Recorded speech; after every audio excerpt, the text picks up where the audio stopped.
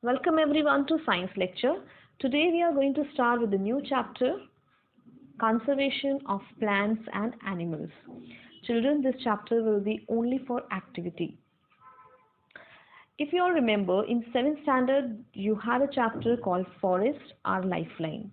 In that chapter, you must have studied about the benefits or the useful products that we get from our forest and wildlife. So let's have a look at that first. What do we get from our forest? Forest provides timber for house building, shipbuilding, bridges, railway and all. They supply firewood and charcoal for fuel in homes and in industries. They provide wood pulp for the paper and rayon industries. They provide honey for food and medicines. They provide beeswax for candles, medicines, shoemaking, etc.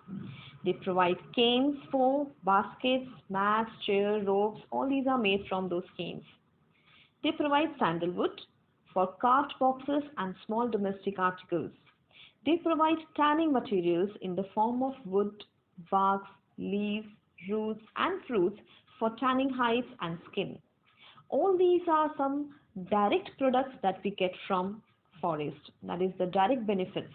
But there are some indirect benefits that we are enjoying from the forest, like forest stop the rain bearing winds and causes the rainfall. They increases the moisture content in the atmosphere and thereby provide additional precipitation. They minimize the extreme variation in climatic conditions and makes the climate more equable. They control floods during heavy rain by absorbing excess rainwater. They prevent soil erosion as they are holding the soil with the help of roots. So therefore they keep a check on the force of flowing of water. The thick roots of the trees absorb large quantity of water, thus forests help in the flow of rivers and streams.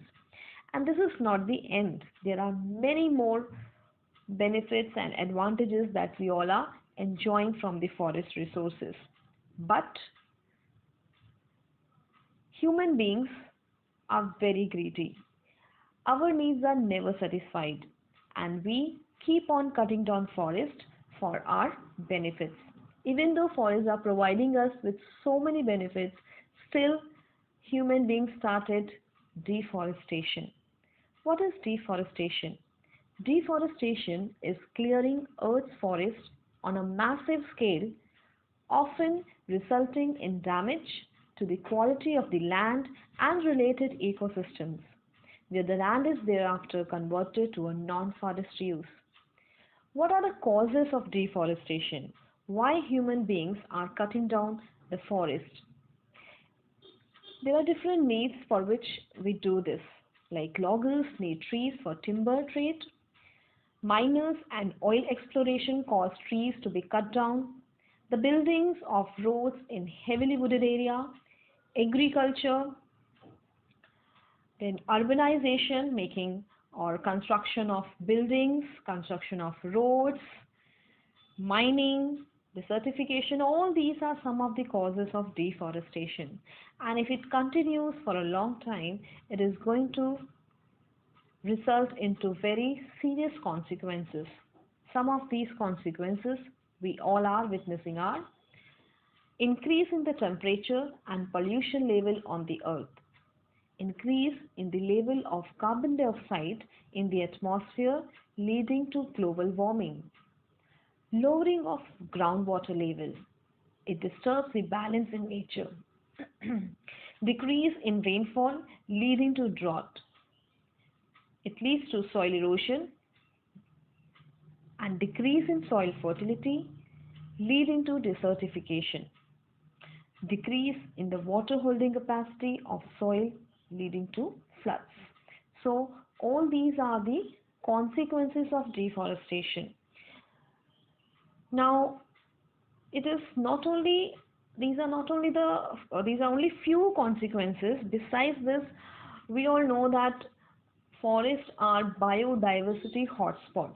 That means forests are the habitat for variety of plants and animals. So many different types of species are living in the forest.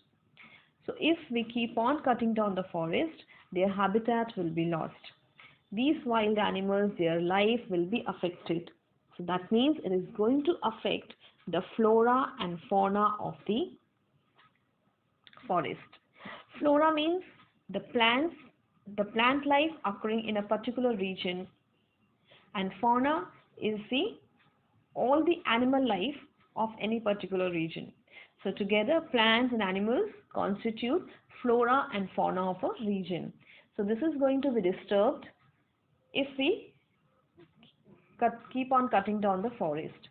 And together all this flora and fauna along with non-living components like climate, sun, rock, soils, together they all constitute ecosystem. An ecosystem is a community of living organisms interacting with each other and their non-living environment. So what makes up an ecosystem?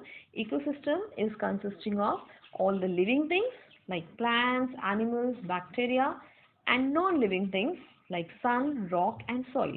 And we all interact along with the living things. We also interact with the non-living things, and this interaction results into ecosystem. For today, we'll stop here. That's all for today, children. We'll continue in the next video. Thank you.